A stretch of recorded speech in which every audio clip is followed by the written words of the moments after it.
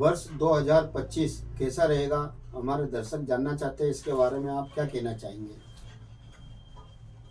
आपने बड़ा अच्छा सवाल किया कि वर्ष 2024 के त्रासदी और घाव हम भूल नहीं सकते। बहुत क्रूरतापूर्ण रहा 2024 का वर्ष, पर 2025 का वर्ष तो और अधिक भयानक होने वाला, ऐसा लग रहा है जो भविष्यवाणी आ रही। वर्ष 2025 में 25 से अधिक घटनाएं होगी। 2025 में 25 से अधिक घटनाएं होगी। आइए अब हम घटनाओं का थोड़ा सा एक जायजा लें। सर्वप्रथम अब प्रकृति अपना चरित्र बदलेगी। वह शायद हो सकता है कि जनसंख्या नियंत्रण का कार्य भी करे, और इसका एक प्रत्यक्ष प्रमाण हमें अमेरिका में मिल चुका है। वहाँ जो दावानल इतना भड़का है कि उस पर अब नियंत्रण कठिन हो गया। और यहाँ तक कि वाशिंगटन जो व्हाइट हाउस है, वहाँ पर भी सायरन बजाना पड़ा। हो सकता है कि उसके आग में वो भी चपेट में आ जाए। नासा के वैज्ञानिक ने इसकी घोषणा की थी और बताया था। नहीं यार, ये तो सब घोषणा होती रहती है, प्रकृति का कोई भरोसा नहीं कि कब क्या होती है। और दूसरी आपदा के बारे में बताया था, साथ के बारे में। और उसके बारे में आपको एक बात और बता दूं कि जो अमेरिका का जो एक अहम था, आर्थिक अहम था, वो समाप्त होता जा रहा है। अब सब दूसरे अन्य देश भी इसको सहयोग की बात कर रहे हैं। तो अमेरिका को भी देखना चाहिए कि मैं गंदी राजनीति की बजाय सहयोग की राजनीति अपनाऊं, नरसंवाद की राजनीति त्याग दूं, और जो सच है सच को स्वीकार करूं और उसके हिसाब से इंसाफ करूं, वो न्याय करूं। परंतु अमेरिका कर नहीं सकता। जो भी होता है होगा, वो कहाँ और युद्ध करवाएगा, ईश्वर जाने कैसा नरसंहार होगा, ईश्वर जाने। अब दूसरी प्राकृतिक घटना के बारे में, जैसे मैंने आपको कहा था कि भूकंप, बहुत बड़ा भूकंप आएगा 2025 में। हमारे हिमालय पर संकट है, हिमालय करवटें ले रहा है, तो प्रतिदिन घटनाएं होती है। और मैं तक जो भूवैज्ञानिकों का भी विचार है कि इस बार हिंदुस्तान में हिमालय की तराई में 10 से 11 तीव्रता का भूकंप आ सकता है। बहुत घातक होता है। हाँ, जमीनें फट जाएगी और हो सकता है कि भारत की जमीन 2 हिस्सों में डिवाइड हो जाए। इसके भी प्रमाण मिल रहे हैं अनेक स्थानों पर, अभी से जमीन फटना चालू होगी। और इसका कारण क्या है कि जो हमारी हिमालयन प्लेट है वो नीचे से टूटती जा रही है, और नीचे से टूटने के कारण ऊपर के नीचे बैठते जा रहे हैं, भूकंप आता जा रहा है। ये भी होगा। और जल प्रलय भी आएगा अब। और ये जल प्रलय अपने कोई हिंदुस्तान में नहीं आएगा, पूरे विश्व में आएगा, क्योंकि ग्रीनलैंड की बर्फ पूरी पिघलती जा रही है, और इतनी पिघलती जा रही है कि समुद्र भी अपनी सीमाएं बढ़ा रहे हैं। जो भी हो, हम इंसान हैं, आत्मधारी है, जीवधारी है। हमें तो हर स्थिति में संघर्ष करना ही पड़ेगा, जीवन की सांसों की रक्षा करना पड़ेगा। तीसरी बात, अब हिंदुस्तान में और विश्व में अनेक बड़ी विचित्र घटनाएं होगी। हो सकता है कि 2-3 नेताओं का दिवंगत हो जाए, उनका प्लेन एक्सीडेंट में मामला हो जाए। ये भी एक बड़ी घटना होने वाली है। और चौथी बात है कि हम जो इंसान लोग हैं, हम जो मानव जाति के लोग हैं, वे अपना जो मानवीय धर्म भूल चुके हैं, क्योंकि हम बहुत कमजोर हैं। आत्मिक रूप से कमजोर हैं, बौद्धिक रूप से कमजोर हैं, शारीरिक रूप से कमजोर हैं, और हमारी सोच शक्ति भी कमजोर है। हम त्याग भावना, सेवा भावना से काम नहीं करना चाहते। स्वार्थ सबसे पहले आगे चलता है और बाकी बात सब होता है। तो ये भी प्रकृति को मंजूर नहीं है। और हम जिनकी आराधना करते हैं, प्रार्थना करते हैं, ईश्वर को भी ये मंजूर नहीं है कि हम अपना दोहरा और दोगला चरित्र। ये भी हो गया। अब आर्थिक संकट भी आना है। आप हिंदुस्तान की जो करीबन 90% आबादी है, वो गहन आर्थिक संकट में और संकट में होती जाएगी। इसका भी एक बड़ा प्रभाव हमारे उस पे जीवन पे पड़ेगा। आज ही के आपको घटना बताऊं कि अब जो दूध विक्रेता है, अब जो दूध है वो 60 रुपए लीटर बिकेगा। उसकी घोषणा की 60 रुपए लीटर बेचेंगे। भैया क्यों बेच रहे हो? दूध तो अमृत है ना, अमृत उसको पिलाओ, अच्छे से अच्छे जो सस्ते भाव में दो, अच्छी जनरेशन पैदा होगी।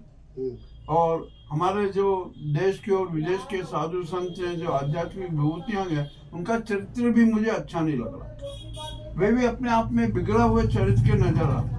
उनको लोक कल्याण से कोई सरोकार नहीं, जन कल्याण से कोई सरोकार नहीं, शिव व्यवस्था से कोई सरोकार नहीं, बस अपने जिद और अपना अहम और अपने नए नए ढंग से नाटक करना, यही उनका लक्ष्य बना।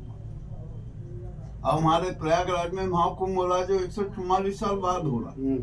हम आगे देख रहे हैं करोड़ों लोग जा रहे हैं। अरे करोड़ों लोग जा रहे हो भैया, तो करोड़ों लोग आत्मिक रूप से शुद्ध हो जाओ, अपना जीवन चक्र तो बदल लो, अपनी आत्मा को तो शुद्ध कर लो, अपने कर्म पावन कर लो।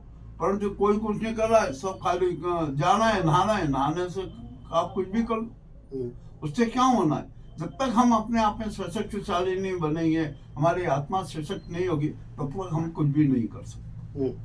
अब हमारी जो आर्थिक स्थिति है हमारे देश में, बड़ी विचित्र बात, यहाँ आर्थिक असमानता बहुत है, धन और धरती की असमानता के, जिसके कारण अनेक प्रकार के अपराध हो रहे हैं। ये अपराध हो रहे हैं, विश्व में भी बड़ा अपराध होगा, और भारत में तो उत्तर और दक्षिण के बीच में खुली लड़ाई चलेगी।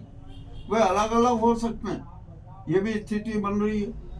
ये मामला भी बड़ा गंभीर है। और विश्व में आपको एक बात और बता दूं कि उत्तर कोरिया और दक्षिण कोरिया, उत्तर कोरिया की जनता बहुत पीड़ित है, वो भी तानाशाही से मुक्त होना चाहती है। हो सकता है कि वहां पर बगावत हो जाए, ये भी एक संभावना बड़ी हुई है। देखते हैं क्या होता है। 2025 में सब कुछ घटनाएं होना है, अनेक प्रकार की विचित्र घटनाओं का हमें सामना करना पड़ेगा। इसका कोई उपाय हो सकता है? प्रकृति को जो रूठ गई है उसके बारे में आप क्या कहना चाहेंगे? एक बहुत अच्छा सवाल किया आपने। प्रकृति का एक न्याय है, वो प्रकृति सदा प्राकृतिक न्याय करती है, और हम जो प्रकृति को देंगे, प्रकृति हमें वही वापस करेगी। हम चाहेंगे कि हम प्रकृति को उजाड़ करते रहे और वो हमें सुंदरता प्रदान करे, वो कभी नहीं कर सकते। तो इसलिए प्रकृति के साथ, नियति के साथ छेड़छाड़ बंद करें, उसका श्रृंगार करें, उसको और अच्छे स्वरूप में सजाएं। ये हम करते नहीं है, और निर्माण की जो अंधी दौड़ में हम प्रकृति का विनाश करते जा रहे हैं। यह एक बड़ा गलत चरित्र है हम सबका। तो जो प्रकृति हमें दौड़ देती है, जो, और हमारा शरीर 5 पंच तत्वों से बना हुआ है, इन पर हमारा कोई नियंत्रण नहीं है।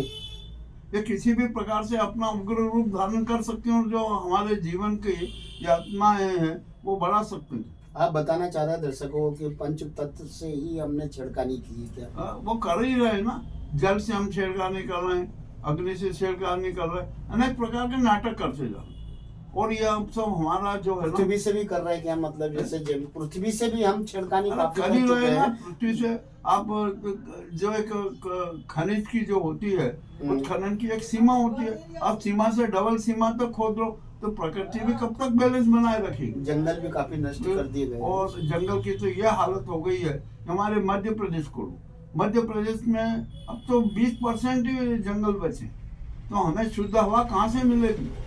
आइए, अब यदि ये स्थिति रही तो हमें ऑक्सीजन गैस सिलेंडर कंधे पर टांग कर सड़कों पर निकलना होगा।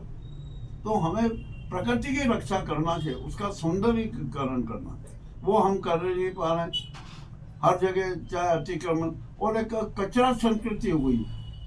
हम इंसान लोग हर, चाहे भारत में हो, विश्व में कहीं भी हो, बहुत जगह हम ये कचरा संस्कृति देख रहे हैं। कुछ राष्ट्र ऐसे भी जो स्वच्छता पर ध्यान देते हैं, किंतु हमारे भारत में तो कचरा संस्कृति इतनी फैल गई है कि हमारे जो खेतों में जो उपजाऊ उत्पादकता है उसको भी प्रभावित कर रही है। अभी आखिरकार क्या होगा जब हम हर तरफ से हम विकृत होते जा रहे हैं, हम भ्रमित होते जा रहे हैं। हम जो प्रकृति के बारे में हमारा सोच होने से वो सोच ही खत्म हो गया, तो हम कैसे स्वस्थ रह सकेंगे और कैसे हमारा सुखी जीवन होगा? तो हम सारी आपदाओं को हम खुद आमंत्रित करें, जल प्रलय को हम आमंत्रित कर रहे हैं, वायु प्रलय को आमंत्रित कर रहे हैं, कितने तूफान आते हैं, अनचाहे जहाँ आ जाते हैं, हमें उसके भी प्रताड़ना सहन करना पड़ती है। समुद्र भी अपनी सीमाएं बढ़ा रहा है, उसकी भी यातना सहन करना है। अरे हर प्रकार से हम ये, अब तो सांसों का संकट हो गया।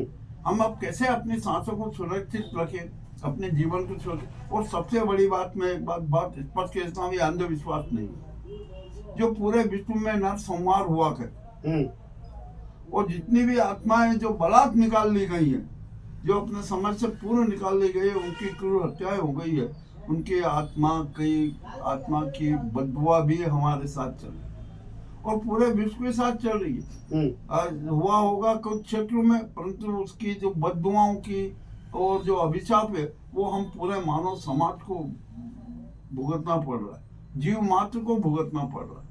तो हमें एक सबसे बड़ी बात है, स्वामी विवेकानंद ने तो स्पष्ट कह दिया था कि हम अपने आप में शक्तिशाली बने, अपने आत्मिक सोच से, विचार से, बुद्धि से, विवेक से हम पुनः शुद्ध हो जाएं, तो ही हम ये सारे नाटकबाजी बंद कर देंगे। परंतु ऐसा होता नहीं है। आदमी अपने आप को स्वार्थ का पुतला बनाए हुए थे, स्वार्थ का दैत्य बनाए हुए थे। आज इतना ही हमने जो बड़ी कड़वी बातें हैं जो प्रस्तुत की, निश्चय इसका समाधान हो। ग्राउंड रिपोर्ट मुकेश लश्करी, थीम न्यूज चैनल उज्जैन।